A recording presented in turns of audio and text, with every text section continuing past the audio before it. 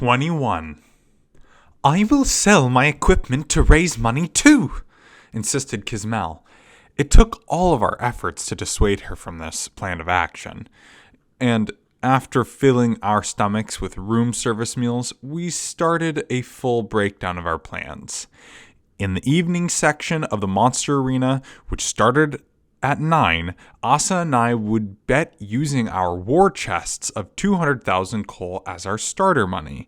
That was 50,000 each from me, Asuna, Argo, and Kyo. After checking with her, I found out that it wasn't all of Argo's money. But if she came out of this with nothing to show for it, she'd be living on good old black bread for a while. No cream this time. Asuna asked Litton for the latest favorites according to the cheat sheet, which she happily leaked to us. We knew we could win the first 4 matches. Then the problem was the final match, the outcome of which was entirely under the Corloy's control. In any case, when we, the ALS, and the DKB started betting with a total of 150,000 chips, Bardun should come racing down from the 3rd floor, which would be when Argo and Kismel, masters of infiltration, had a window to sneak into room 7. Just in case Bardun sent assassins of his own, and given the possibility that her master might take a sudden turn for the worse, Kyo would stay in the bedroom, tending to Nanir. While the final match was happening, hopefully, Argo and Kismel would find the means of contacting the fallen elves. If not, we were planning to bet on different monsters than Lind and Kabao. So no matter what, at least one of the 3 groups would reach 100,000 chips. Once someone claimed the Sword of Volupta, which had shown as an unclaimed prize behind the counter for centuries, Bardun was sure to be away from his room for a while. Preferably, we would get the legendary sword, use it to beat the boss, then sell it back to the casino so we could give Kyo back her 50,000 coal. But this was the sort of plan where any kind of greedy overreach would endanger the entire scheme. So I told myself that if Lind or Kabao got it, that would be perfectly fine. By 8 o'clock, we had finished our briefing. For the next 20 minutes, Asa and I worked on our disguises to fool the Corloy family. In execution, this meant Asuna wearing Kyo's personal black dress and me in Nanir's dad's black tuxedo, both of us sporting masquerade masks. The masks seemed like a bit much to me, but there were a number of NPCs dressed up in costumes as well. Obviously, I couldn't show up with the tux and burlap sack over my head again. The ALS and the DKB would see us by our color cursors, and they'd probably wonder what the hell we were up to, but I chose to believe that they wouldn't mess with us until the matches in the arena were finished. Lastly, we made sure there weren't any glaring holes in our plan, and right at 8:30, we were all set to leave room 17. Except that Kyo held us back for a moment. Asuna, Kirito, I am so grateful. On behalf of my master, and speaking, of course, for myself, you have my deepest thanks. Let's save it all for when she's feeling much better. Asuna, wearing black butterfly mask, gave Kyo a quick hug. Of course, I couldn't do any such thing. So I just gave her a meaningful nod. After a brief glance toward Argo and Kismel, we left the hotel room. Huazo and Lunze, who'd been standing guard by the door, already understood the gist of the plan. We gave them a quick nod and headed for the hotel entrance. As we passed the front counter and crossed the hall, I glanced at Asuna. Through the mask, I could tell she was just a bit miffed about something. I assumed at first that I'd done something wrong, then realized that the problem was that I hadn't done anything at all. You look very nice in that dress, Miss Asuna, I said, feeling awkward.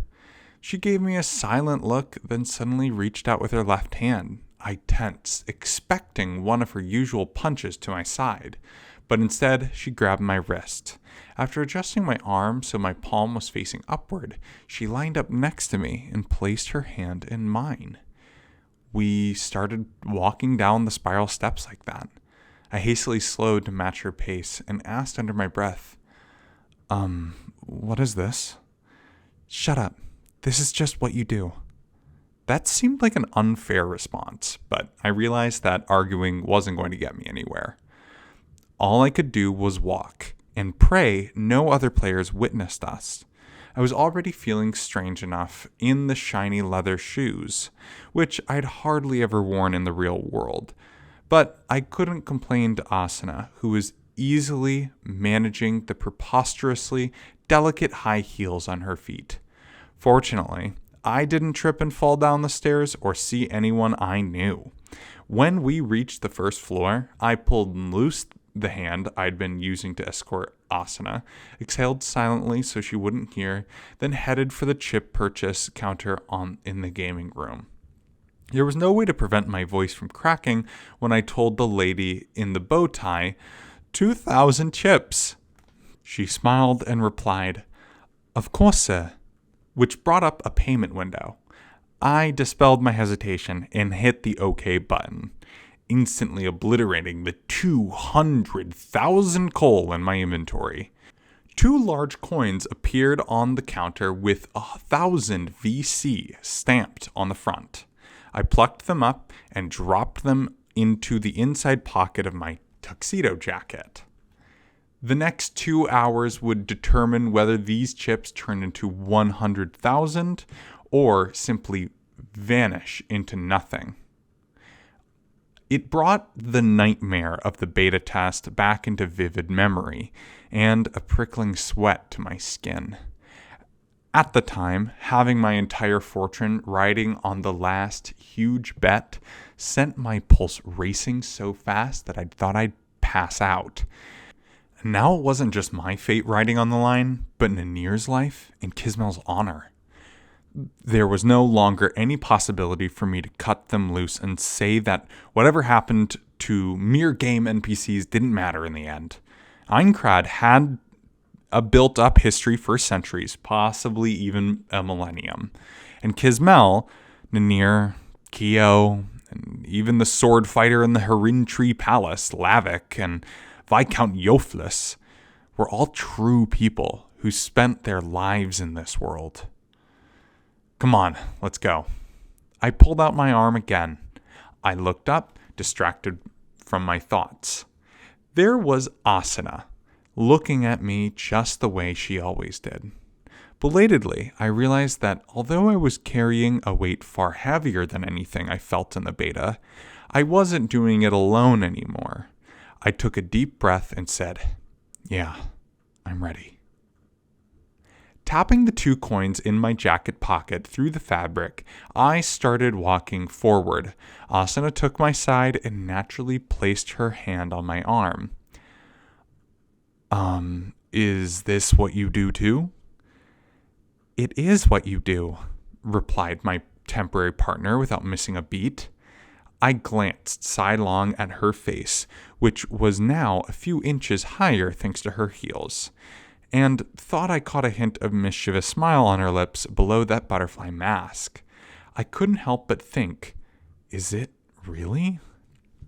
The Monster Coliseum on the basement level of Volupta Grand Casino, also known as the Battle Arena, was even louder and more enthusiastic than last night. The spacious hall was packed with dressed NPCs, their voices so excited that it drowned out the pleasant string of accompaniment playing on the upper floors. After a quick examination of the scene, I found the DKB hanging out in the dining area on the left side of the hall, while the ALS were gathered on the right, talking excitedly around a table. They were dressed in rough, ordinary clothes and clearly hadn't done anything more than remove their combat gear. But almost all the NPCs were dressed in formal wear, plenty of whom had masks on. So, at a quick glance, most people probably wouldn't recognize us. We had 15 minutes until the first match, so the first thing to do was head to the ticket counter next to the bar and get a list of the night's odds. Which ones should I pick, I wondered. Ultimately, I went for the dining area on the right, where the ALS sat. I guided Asana to an open table in the counter and whispered, "Wait here." Then headed for the ticket counter. The magical, automatically updating the odds sheet were free to take. So I grabbed one and quickly made to return to my seat. But then a voice said, "Yo, you finally made it, eh?" And a hand patted my shoulder. I jumped, froze, and awkwardly turned around. It was a man with a short brown hair in spiked bunches like a mace, a short triangular beard on his chin, and scowling features that suggested an extremely stubborn personality.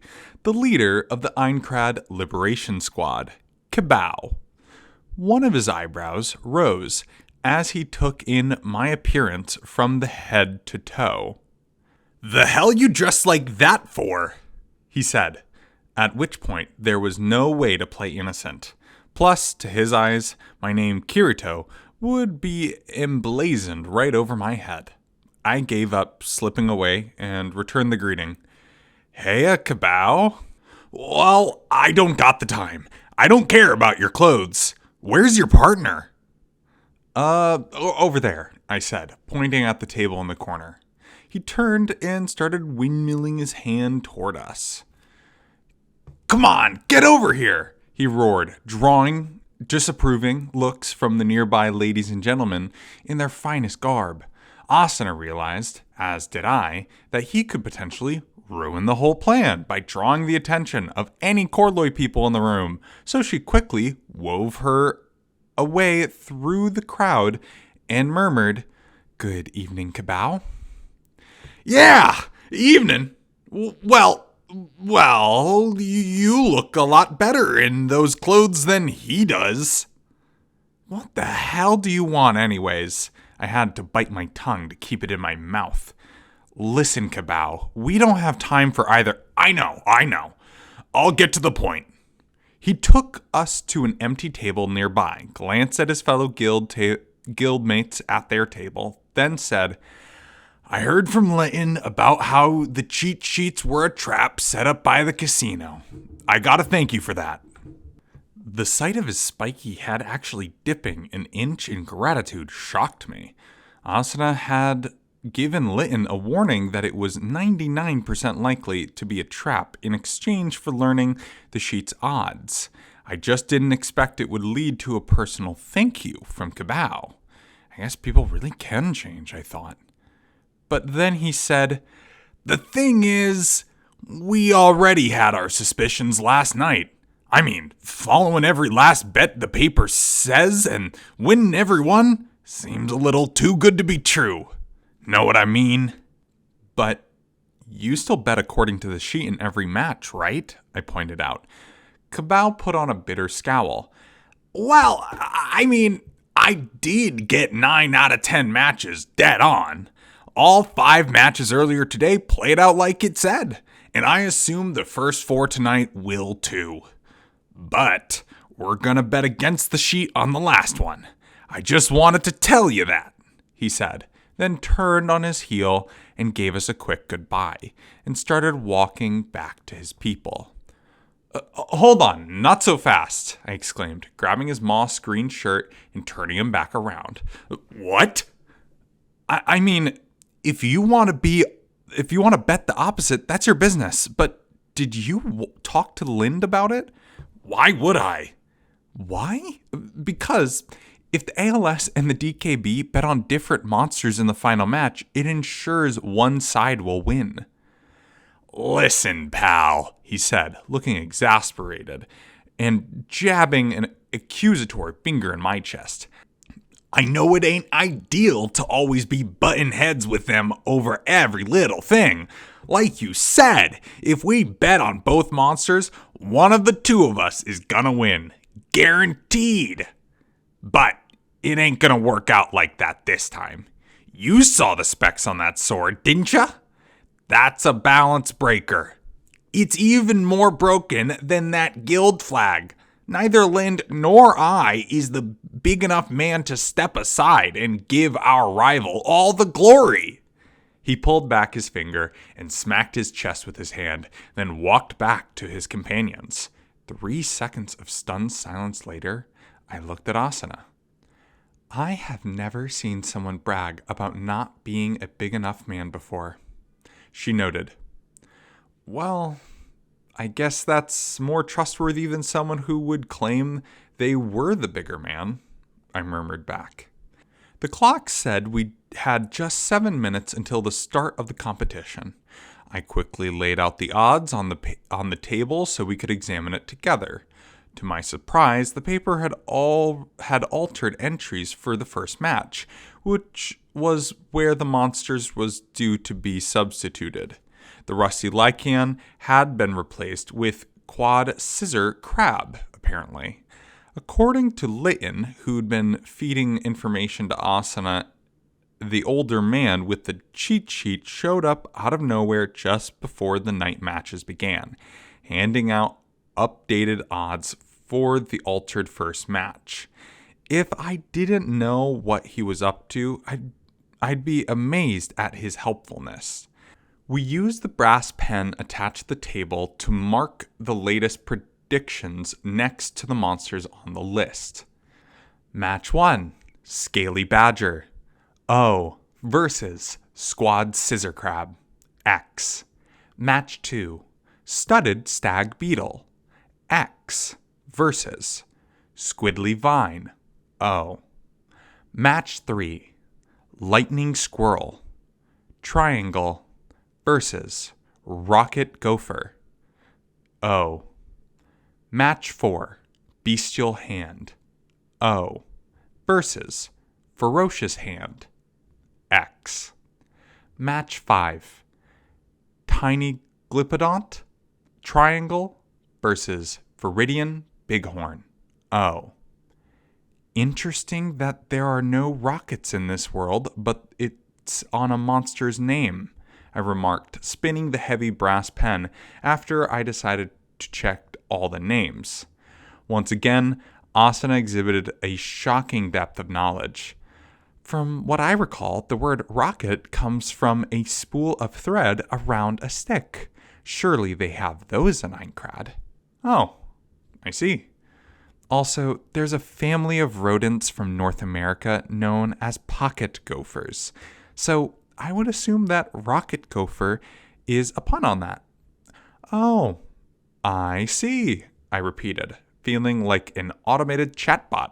So I added, so it's just like the Melibi viridis or Hematolomabi, huh? Please don't bring that up, Asuna said, glaring at me through her mask. She slid her finger down the list of odds. It seems like they've got the Notchtoy monsters on the left side and the Korloi monsters on the right. Huh? Oh, you're right. I hadn't noticed yesterday, but now that she mentioned it, all the Notchtoy monsters were listed on the left side of the sheet. So the cheat sheet suggested that the Notchtoy side would win the first and fourth matches, while the Korlois would win the second, third, and fifth matches. But if the final match was the one that would run counter to expectations, like yesterday, then it would be the Notchtoy Tiny Glipodont that won. Cabau said he was betting on that one, and perhaps Lin groups would do the same.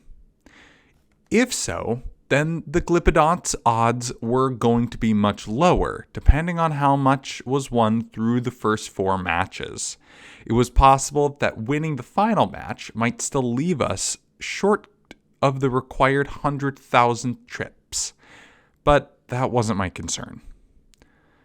So, who are we betting on in the last match? Asuna asked. I shrugged.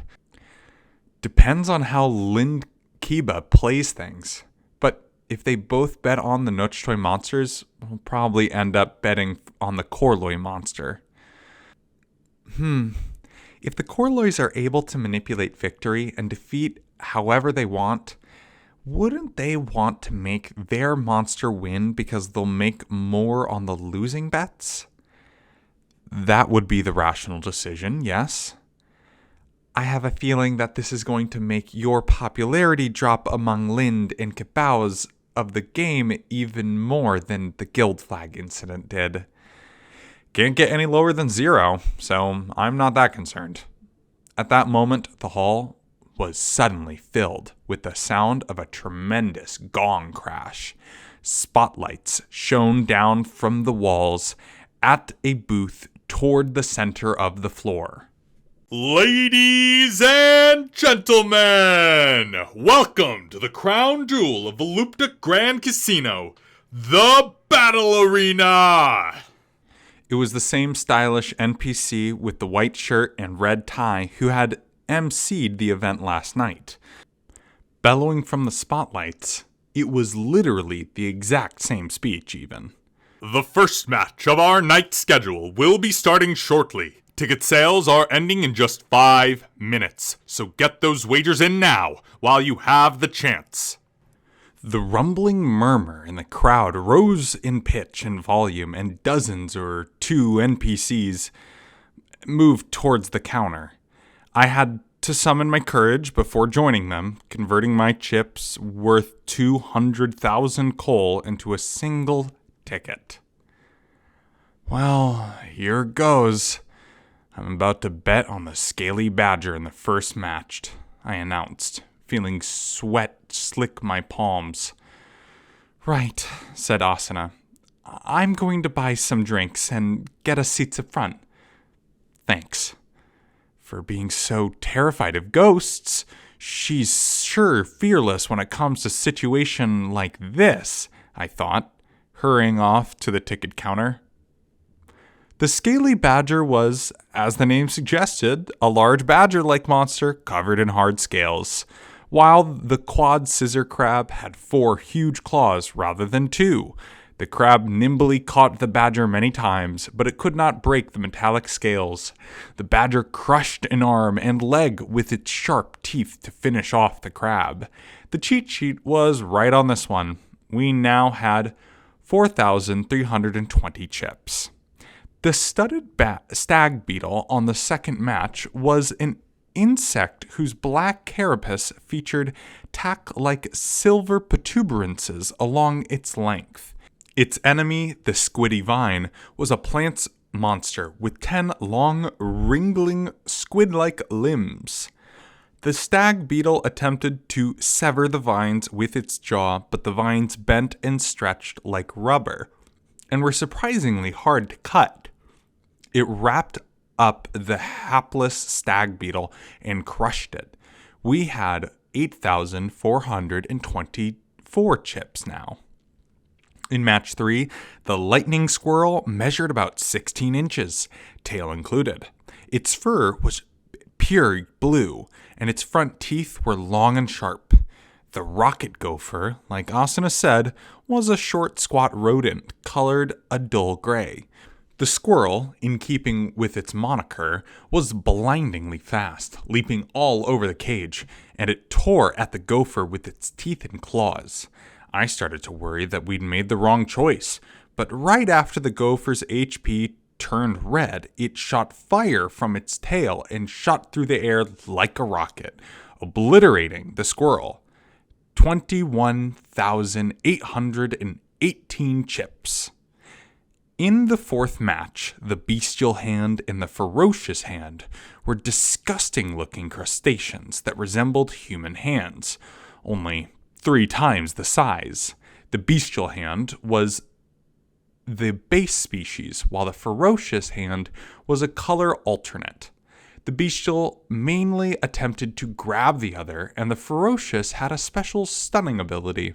At first, I thought this one might go against expectations again, but the stun didn't seem to work against its own kind. The bestial's superior gripping strength helped it crush the ferocious hand. In the end, all 4 matches turned out the way that the cheat sheet said they would. We would have lost everything if any of them had gone the other way. It made me sick to my stomach that I didn't know how they were manipulating victory and defeat. Was there a monster dyed a different color like the rusty lichen? Was one of them given a stimulant or tranquilizer to alter its nature? Yesterday, I assumed that the latter would be a dead giveaway thanks to a buff or debuff icon, but I wasn't the one fighting them. And you couldn't assume that an event battle would act like an ordinary gameplay. In any case, we had no other choice than to bet all 62,013 chips on the final match. As she stared rapt at the 10,000 VC chips, the two 1,000 VC chips, and the single 10 VC chip, and the three 1 VC chips, Asuna murmured, "I see now." "You see what?" "If it's this exciting when you already know who's going to win and lose, I suppose I understand just a tiny bit of what you felt like when you went bankrupt in the beta." "That's good to hear. I mean, it's probably not good," I commented, taking a sip of the champagne gifted to high rollers, though the official item was just sparkling wine. At any rate, our winnings are over 60,000 now, so even if we lose it all, we should be able to earn passes to the beach for the two of us. Behind the butterfly mask, Asuna's eyes went wide, blinking with surprise. Then she blurted out, "Oh, that's right.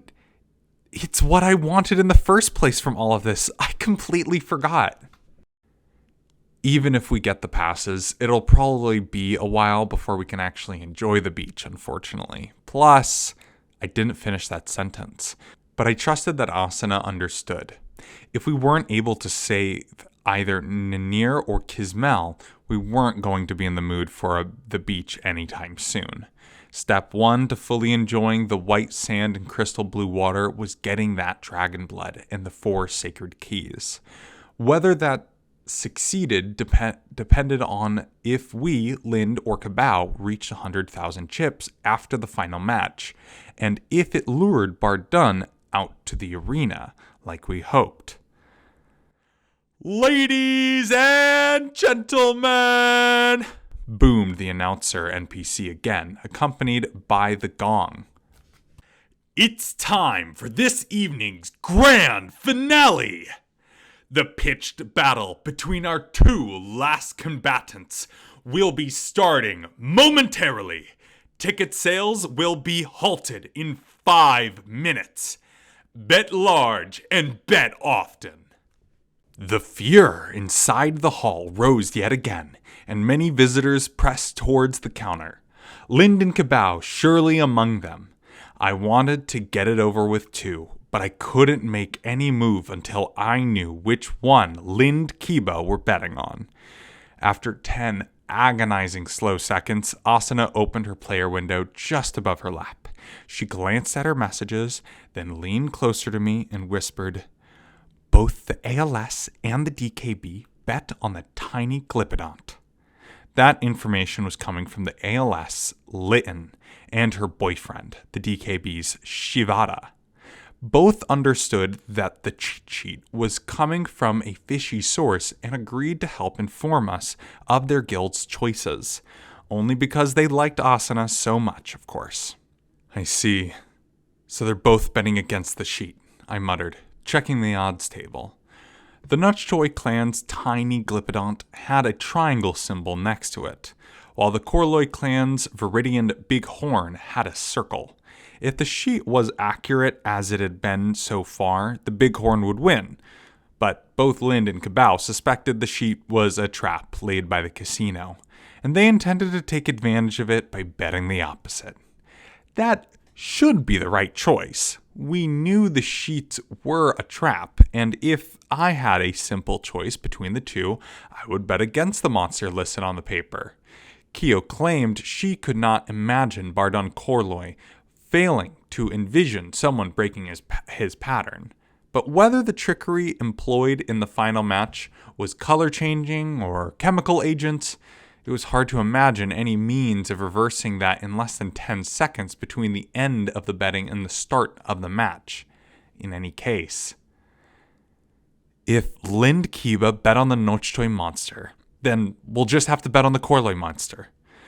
As much as it pains me, that way we're still covered if they've set up an extra layer of cheating, I said, tapping the Viridian Bighorn's name on the sheet.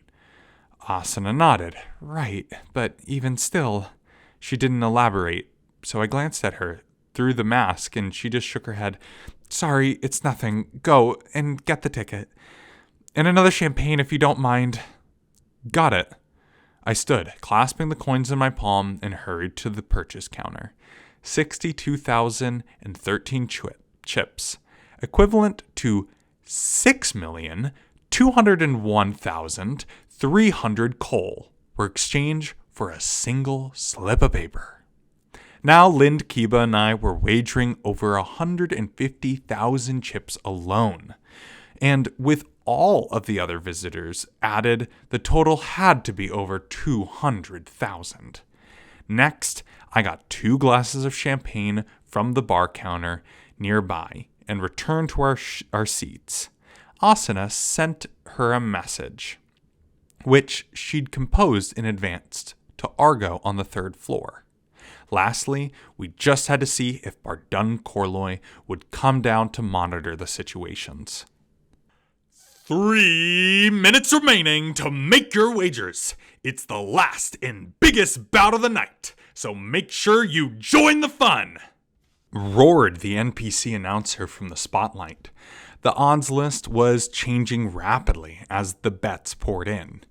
For now, the Nochtoi's tiny Glipidont had a payout of about 1.7. The Korloi's Viridian Bighorn was at a 2.3. The Glipidont, which the ALS and the DKB were riding high on, was under a double payout at this point. I wonder if they'll be able to reach 100,000 chips, murmured Asuna. I did a quick mental calculation. If they've made at least 60,000, like us, then they should just clear the total. And if we win, we'll be over 140,000 chips. How are you so fast at calculating the winning amounts? She asked. Huh? It's a simple multiplication, so Asuna performed a quick operation on her window, which was still open. She raised her head and whispered, Bardun's on the move. Finally. The warning had come back from Argo, who was lurking in the hotel's hallway, watching the front desk. That was one hurdle to the plan cleared. But the difficult part was only just the beginning. Our luck was up in the heavens now, in the form of those 2 monsters. But for Argo and Kismel, they had to sneak into room 7 to find the item Bardun Korloi was using to make contact with the fallen elves before he and his armed guards returned. And we had no idea what kind of item it might be. It'll be fine. It'll work out, Asuna whispered. She reached for the hand resting on my knee and squeezed it. Yes, our present course of action was just to trust that our companions would be up to the task. We had our own job to do everything needed to delay Bardun returning to his room, if it should come to that. 1 minute left to buy your tickets, folks! The NPC announced. I thought I heard a faint swell of strings and looked over my shoulder. Through the open doors of the arena, an elderly gentleman was entering the room, guarded by 4 men in black clothing. His slender frame was clad in elegant 3-piece suit, and he had a finely kept mustache and beard. It was unmistakably Bardun, patriarch of the Korloi family. The squat form of his butler, Mendon, was visible behind him. There he is. Asuna sent Argo another message of confirmation, then closed the window resolutely. Bardun's group proceeded straight through the crowds of NPCs in the hall until they marched into the VIP boxes seats just behind the announcer's booth. Asa and I were in place at the front of the line where we had a good view of the cage. so we couldn't see Bardon's face unless we looked over our shoulders. But I didn't want to stand up and draw any attention with the match beginning in less than a minute, so moving seats wasn't an option. I faced ahead once again. The gong crashed louder than ever. The many lamps placed on high the walls automatically focused their lights. However, it worked, creating 4 spotlights that split the darkened hall. They illuminated the golden battle cage, which shone even brighter, drawing the eye. The rectangular cage, separated into 2 parts by its partition gate, was about 12 feet across on the short side, and 30 on the long side. But the 2 monsters that were about to make their appearance would surely make this seem cramped. Kyo had told us that the only monsters listed on the rank chart were the right size to fight within the cage and did not possess any special attacks that might harm the audience or structure. These 2, I presumed, would present the very limits of those bounds. A heavy rumbling left ripples in our champagne. 2 spots on the stone wall lining one side of the cage pulled back, then began to rise. Now starting the final battle arena match of the evening. The bow-tied NPC announced enthusiastically as 2 spotlights focus on the right gateway, the passage leading to the Corloy's underground monster stable. Our first combatant, hailing from the Viridian Plains east of Volupta, the 2-horned beast that scattered travelers and smashed carriages, the Viridian Bighorn! A scraping of hooves, cluck, cluck, issued from the passage, and the black and brown quadruped appeared, featuring curved, twisted horns. It looked somewhat like a goat or cow, but it was nearly 6 feet long, and there were sharp fangs lining its jaws. New spotlights alighted on the left doorway, which led to the Nutchtoy stable. Next, from the far west of Volupta, ruling over the bleached white plains, the bizarre creature that smashes through all comers with a head as hard as steel, the tiny Glypodont! Thudding heavily into the cage was something that looked like a real-world armadillo with a mountain of a shell on top. Its head was much bigger than an armadillo's, however, and it had jutting hammer-like forehead. It was just as large as the giant goat on the right side. The bighorn I get, but what's a Glypodont? Asuna muttered. I already knew the answer because I'd looked it up out of curiosity during the beta period. An ancestor of the armadillo that died out thousands and thousands of years in the real world. I whispered. I guess they're still alive in Aincrad. You're right. It looks exactly like an armadillo, she replied, ignoring the second half of my comment. But what's supposed to make this one tiny? I'm guessing there's a non-tiny Glypodont out there somewhere. I didn't see one of the beta tests, at least. I hope we never come across it, she said, making a face. The announcer NPC shouted louder than ever. Beast against beast! Whose mighty head will give away first? Let the match begin! The gong smashed, and the fence partition inside the cage began lowering into the ground. The bighorn lowered its impressively protected head and scraped at the floor on the cage with its hooves again.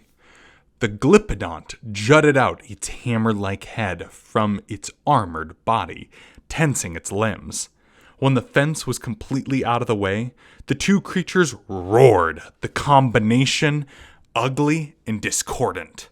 They charged from opposite ends of the cage with great ferocity.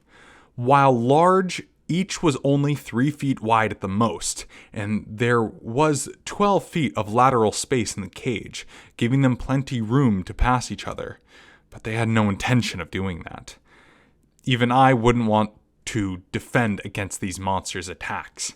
They hurtled directly along two ends of the same line and smashed head against head with vicious force. They were only normal attacks, but a light effect appeared on impact, white with red streaks, followed by a fierce shockwave. The marble floor shook, and it even caused some leftover champagne to spill. Both Bighorn and Glypodont merely stumbled briefly before regaining their balance and taking distance again, their HP bars both at 20% down. The entire arena just shook! What a powerful collision! The announcer called out, prompting a wave of applause and cheers from the crowd.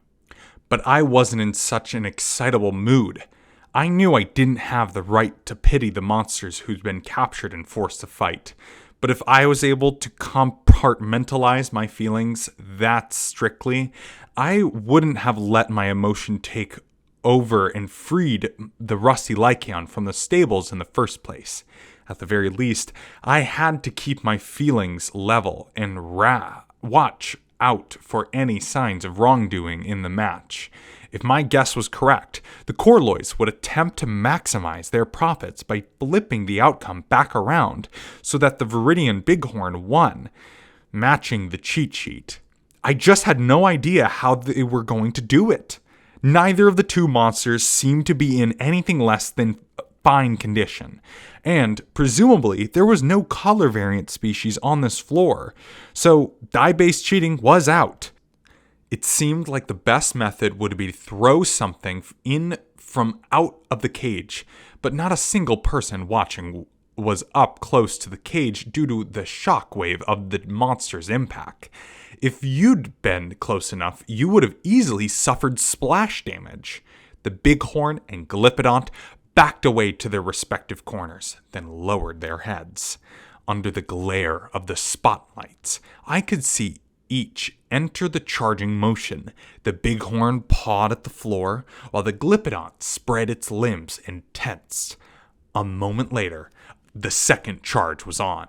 Neither monster was anything more than standard fare, but the impact that shook the room seemed worthy of a boss monster's strongest attack. I could only imagine the sight of stacked chips falling and roulette balls escaping the first casino, and my mounting concern made me sneak a glance at the VIP seats behind us. The seating area was in the dark, but the VIP seats were close enough to the announcer's booth that the proximity to the light made them barely visible. Bardun Corloy was seated in the center of a sofa with his legs crossed, drinking champagne.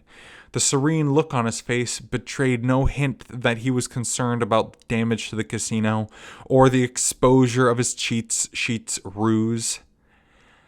"Don't look too hard, or he'll notice," Asuna whispered, so I quickly straightened my neck again. The second clash of Bighorn and Glypodont did another 20% of damage to each, but it seemed that the Bighorn's HP loss was just slightly higher. I remembered the two being about as tough as the other during the beta, but the Bighorn's habitat was in the front half of the floor, while the Glypodont could be found in the back half. It would make sense, therefore, that the Glypodont would have a slight statistical edge. "At this rate, it seems like the Glypodont is going to win," I whispered, tilting my head to the right. Asuna leaned in likewise. "I was thinking the same thing. Does that mean the Corloys weren't able to cancel their trick before the match started?" "Probably. Or maybe they never assumed their trick would work 100% of the time from the start." She sounded uncertain. However, I could sense that frustration too. The trap with the Argent Serpent was extremely clever. Anyone who could have devised and carry out such a plan would have to have a backup in case the target audience saw through the cheat sheet. After just a single loss, both Cabal and Lin suspected foul play, and they were betting accordingly tonight. If the Glyptodont won, Lind and Kiba would each win over 100,000 chips and take the grand prize of the Sword of Volupta away from the casino. Would a man as crafty as Bardun Corloy simply say, "Oh well," and let that happen? There had to be something more. I knew. I kept my eyes peeled on the cage. But there was nothing I could see wrong with the walls, the floor, or the ceiling. There was no betting gentleman ready with a poisoned dart, or a fine lady about to sprinkle medicinal herbs. Shouted the NPC as the spotlights blazed down on the two monsters. Asuna murmured. I noticed that her eyes were wide and blinking rapidly. What's wrong? Nothing. I'm fine. I think my eyes are getting tired from staring so hard. I was marveling that this phenomenon could happen in the virtual world, too, when the monsters charged for the third time. The vibrations rattled through the floor. Instantly, I was struck by a strange sensation. The supposedly superior Glyptodont was just a bit slower than the previous two times. That wasn't an illusion. When the two collided, it was about 3 feet to the left of the cage's center. The impact was still as fierce as ever. The champagne glass that had withstood the shaking so far tilted over, and I had to use both hands to catch it. All of the light and smoke effects inside the cage faded. The bighorn's curled horns were raised high in the air, and the Glyptodont shook its low head back and forth. It seemed that the slower speed of its charge was making a difference, because now the bighorn's HP bar seemed to be better off. But why did its speed drop out of nowhere? I muttered. Asuna shook her head. I don't know. There wasn't any exterior interference. Exactly, I agreed, searching carefully. But there was no foreign object sticking into the Glyptodont's massive body and no sign of any liquid splashed onto it.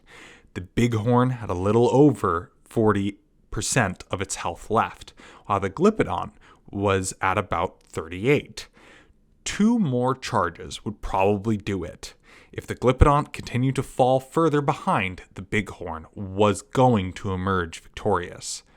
Was this change an effect of Corloy's manipulation? And if so, how? There it is again, Asuna murmured, blinking. What's happening to you? I don't know. Something's wrong with my eyes. It felt like the monster's color just changed a little bit. Huh? The Glyptodonts? Before, yes, but this one was the bighorn's. I quickly looked at the cage again, but I couldn't sense any change in color. The Glyptodont's gray shell and the bighorn's blackish-brown pelt were exactly the same as when the match started. No. It wasn't the monsters. It was the stones they were standing on. They were just a slight difference in color between the two, I thought. Under the Glyptodont's feet, the stones were a neutral gray, while the spot beneath the bighorn's hooves was just the slightest bit green. Huh? I sank down a bit and turned around without drawing attention to myself. I wasn't looking at the VIP seats, but much further back, at the 4 spotlights near the top of the stone walls of the casino. The illumination from the large lamps up there was reflected through concave lenses before being focused into tight beams of light. From my perspective, the 2 on the right were just the color of the natural flame, but the 2 on the left were just a little bit greenish. Asuna's keen senses picked up on the differences in the monster's colors, but I could only tell the difference on the floor tiles. There was no way that such a subtle difference in color was intended to be part of the ambience. Most likely, there was some kind of debuff effect in the green-tinted light. They were using it so the bighorn would win by surprise. But wait, that didn't make sense. According to Asuna, the green spotlights were shining on the Glyptodont earlier, but now they were over the bighorn. If the Corloys were the ones operating the lights, it would mean that they were inflicting damage on both monsters. Suddenly, one possibility leapt to my mind. I straightened up and reached to open my window, only to stop myself. Argo was sneaking into Bardon's chambers now. I couldn't ask her to relay any messages to Kyo. Instead, I pulled the odds sheet out of my pocket of my tuxedo. At the very bottom, in tiny script, was a list of arena rules and regulations. Penalties for interfering with monsters inside the cage. Nullification of one's claim if the ticket is lost or destroyed. Payout of the winning tickets have a deadline of midnight on the day of the event. And then, hidden among the fine print, I found it. If both monsters should become unable to fight for a period of at least 3 minutes, or if both monsters should die simultaneously, there will be no declared winner and no chips will be paid out. That's it! What? Asuna asked, looking confused. I pointed out the item near the bottom of the list. 2 seconds later, she tensed up and froze, her black dress twitching briefly. In a tie, all wagers are forfeit to the house? This is what they're going for. That green light is slowing down whatever monster it shines on. They're using it to fine-tune the damage amounts so that their final collision ends up knocking them both out. But surely it's not that easy to force a tie. Asuna had a point. If animals in the real world continued bleeding in a near-death state, they would eventually perish.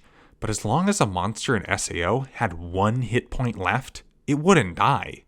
And while the attacks might seem to happen simultaneously, in almost every case, the system registered a time difference of less than 1/10 of a second, with the first hit given precedence.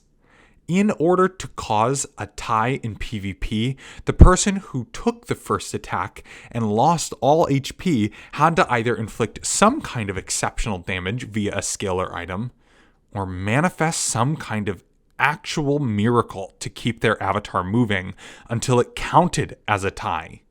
The same way presumably true of battles between monsters, but it had a much higher probability of turning into a draw in this particular matchup.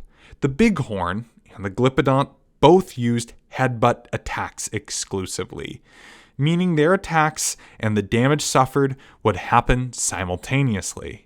If Bardun Corloy had chosen to pit a Bighorn against the Nutchtoy Glypodont specifically for this reason, then his slyness and cunning were the real deal.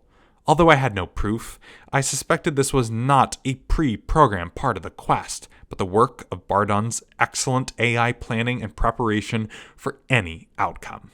Inside the cage, the 2 large beasts were readying their 4th charging attack. The Bighorn scraped the floor with its front right hoof, and the Glypodont tensed its thick limb against the ground. The creatures raised their heads high, then bellowed with such volume that the quaking of the air was practically visible. That was bad. It was a special attack, a finisher. It would still be a headbutt, but with twice the power. If they collided directly with full force again, the Bighorn might survive with its hit points advantage, but it was also under the debuff lights. The fine-tuning of the damage amounts could easily succeed at killing them both, fulfilling the requirements to cause a tie. The 2 creatures growled, waiting for their chance to charge. We had to do something about the debuff light within the next 10 seconds, or we, the ALS and the DKB, would lose all of our chips together. Could we block the light with a cloth of some kind? No, that was impossible. The spotlights were shining down from high up on the wall behind us. No amount of stretching would allow us to reach the angle of the beams. A smoke screen? No, we had no way of creating enough smoke at once to block the light. If we couldn't block it, we'd have to do something about the lights themselves. But they were well over 100 feet away. Even an instantaneous dash would never reach them in time. Within half a second, I had brought up and rejected 3 different ideas. If only I had magic spells! But even if I could shoot a fireball across the arena, it would only cause a riot. I'd be accused of interfering with the match and penalized, possibly even imprisoned. No magic, no bow, and arrows. I could probably throw a knife or a pick the needed distance, but there was no time to find the item in my inventory. If only I had something to throw, preferably heavy, hard, and long. There was a champagne glass in my hand. I looked down at the floor, then at the mini table affixed to the back of the seat in front of me. There was a cup-shaped holder in the corner of the table that contained a number of items for guests to use. A hemp napkin, a small fork and spoon, a brass pen, the same kind found at the table in the dining area. I set down the champagne glass and grabbed the pen. It wasn't as fancy as the fountain pen from the real world, just a hollow container of ink with a hole at the end for it to ooze out of, but that made it tough and reasonably heavy. There was another brass pen on the table before Asuna, which I picked up and handed to her, making a pointed glance at the spotlight behind us. My partner took my meaning and nodded back. Inside the cage, the Glypidont and Bighorn stopped growling and lowered their heads. Asuna and I turned around, using the backs of our seats as cover. The audience area was totally darkened, and everyone else was enraptured by the combat. If I used a sword skill, it would draw some attention, but neither Asuna nor I had the throwing knife skill. That meant we'd have to hit the spotlights 100 feet away without any kind of assistance from the system. The targets were light condensers, about 8 inches across. Striking them with a pen wasn't going to extinguish the flames that were the source of the light, but if the lenses cracked, the light would scatter, which should disable the debuffing effect. There are pens on the other table too. Don't hold back, just throw, I whispered right into Asuna's ear. But in truth, we didn't have time to try again if our first throws missed. Behind my back, I could practically sense the monsters in the cage starting their charges. Ducking behind the back of the chair, I pulled back my hand as far as it could go. Asuna did the exact same thing at the exact same moment. System assistance or not, Asuna and I had level 20 plus stats. Concentration forged by many deadly situations, and probably the protection of the Holy Tree's priestess. We can hit it, I thought, willing victory into the brass pen as we hurled our missiles. As the 2 pens sailed through the darkness, they flickered just once, reflecting the light. Behind us, 2 monsters began to charge. Then 2 distant spotlights shattered. The concave lenses and reflective mirrors breaking into pieces. The roar of the crowd was so great that it was impossible to hear the shattering. The debuff light refracted in all directions. I turned back around and saw the Bighorn and Glypidont, glowing blue and red respectively, charging toward each other. The Bighorn seemed to just be a bit slower to start, but it straightened up and accelerated again. The curled horns and jutting shell slammed into each other right as the center of the cage. I gritted my teeth, bracing against a shockwave twice as powerful as the previous. The crowd screamed as champagne glasses shook off tables, shattering into blue shards. The light effects of the 2 monsters created were so strong that nobody seemed to notice that the spotlights were only half as bright as before. If anyone would notice the difference, it would be the Bardun Corloy. But right now, there was something more pressing. In the center of the cage, the light and smoke of the impact were still swirling viciously. I couldn't make out the monsters very well, but the 2 HP bars visible in the air were dropping at the exact same speed. They were under 30%, 20%, 10%. Was our incredible pen toss wasted? Were the Bighorn and Glypidont going to fall in unison, leading to a draw, and earning the house all the incredible number of chips betting on this final match? Asana's left hand reached out and grabbed my right. I squeezed it without thinking, and she clutched for all that she was worth. At last, the visual effects were waning, revealing the forms of two huge beasts. The bighorn and Glypodont were standing motionless at the center of the cage, heads pressed against one another. Their HP bars were still draining. 7%, 5%, 3%. Then the bighorn's HP stopped dropping. The Glypodont's HP continued, however, and fell to 0. The stout strength went out of its limbs, and the small mountain of a beast sank with a rumble to the floor of the cage. Blue light surrounded its body, which momentarily compressed before exploding into countless pieces. In the shocked silence that followed, the bighorn slowly lifted its head. What a collision! Raved the NPC announcer as the crowd erupted into jubilance and anguish. The winner of this ferocious bout, one of the greatest and most intense in the history of this battle arena, is the Viridian Bighorn! The victorious bighorn tossed back its horned head and bellowed triumphantly. I let out a breath I'd been holding and glanced over at Asana, who returned the look. She might have not realized she was still holding my hand. Or maybe she did. Either way, she murmured, "So, who were we betting on again? I think it was the bighorn. So we won the bet? How many chips did we make? In my head, I tried to multiply the roughly 62,000 chips we'd won before this by the odds of the bighorn, only to feel a sudden prickling on the back of my scalp. I stopped calculating and peered between the chair backs behind us. Bardon Corloy was standing up from his spot in the VIP area, pointing boldly in our general direction, his eyes smoldering with fury.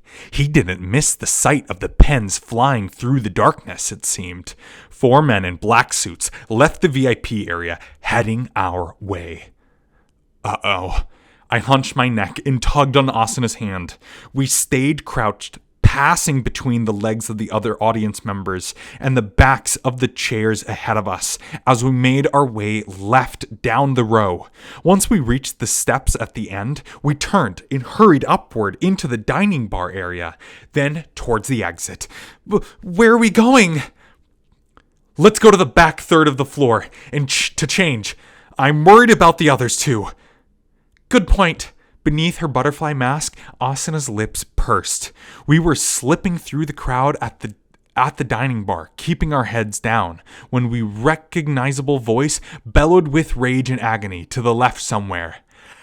How'd it come to this?